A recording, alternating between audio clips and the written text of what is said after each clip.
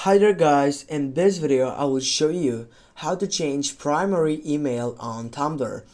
If you go up into your profile section and if you tap on your right upper side on the settings bar, and then if you go right down and you couldn't find that option to change your primary email, and if you go on account settings, and also here it's gonna get up and not show you up that email section. What you're gonna do to get up and simply change your primary email, you need to get up into your home. You need to type for help.tumblr.com, and then you need to go for your account section right over here, and simply you need to go for changing your email address. Go for the first selection, and here guys, it has a description by Tumblr supporting team which says what you need to do to get up and change your email address or your primary email.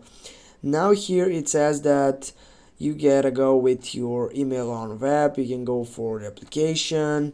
You can simply contact support if you couldn't get up into that section. And here I will get up and try to contact support because I don't have the option to get up through that site. Now I will go contact support. In here you need to choose category, you need to set account access, then here you need to set that you have problem with changing your primary email, that it doesn't show you up the future on your site. Thanks for watching guys, don't forget to hit that like and share the video. See you soon guys.